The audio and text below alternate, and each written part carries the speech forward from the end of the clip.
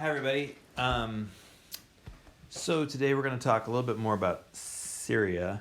Um, I I don't know that I have the best videos in terms of watching those today. They're less about foreign policy. Well, one is the longer one's less about foreign policy, more about situation on the ground. But again, it's another way to think about that the foreign policy decisions. That it's not just sort of sitting in the White House making decisions. These have huge impacts on people's lives, and so I think it's still going to be a useful documentary to see.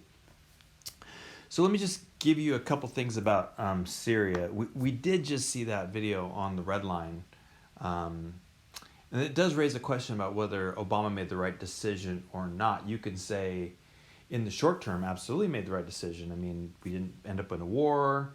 The chemical weapons were gone. But in the long term, you could also make the argument that essentially the United States said they were going to do something and then didn't, and that just gave everybody just doesn't believe what's going on or what they're being told anymore. Current policy, U.S. policy in Syria. Again, I'm super simplifying this. One is that Assad must go, but not by the U.S. This is still continued from the Obama administration. The Trump administration still believes Assad must go.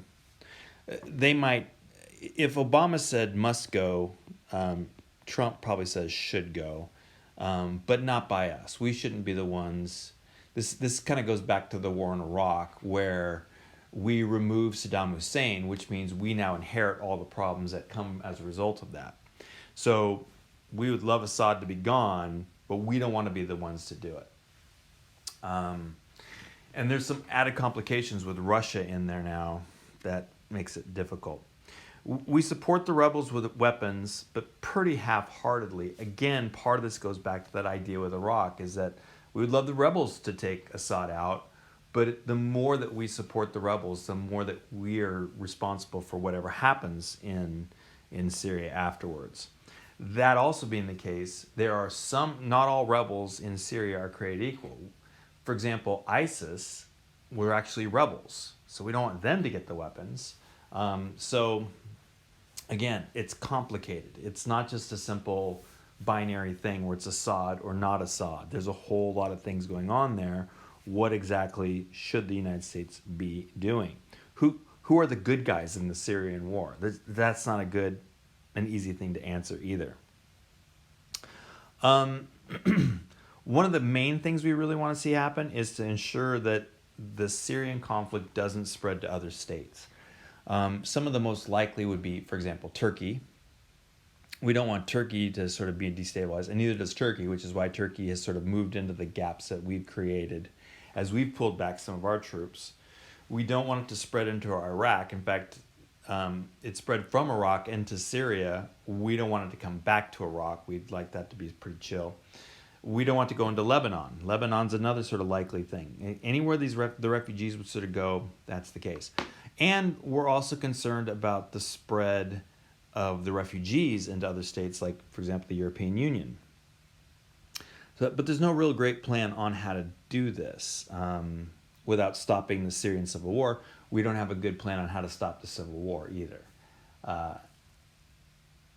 To be honest with you, and I'll be straight up honest with you on this, I think that the solution that we are falling into right now, whether that was intended or not, is that we are essentially coming to terms with the fact that Assad is going to stay in power.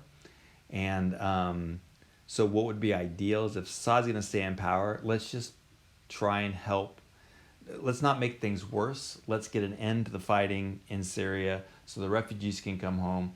We're not going to like Assad in power. Individual rights are going to be in trouble. Democracy is not going to be there. But at least there'll be some stability as a result of that. That is not Israel's position on this at all. And so, again, it creates a little bit of a rift there.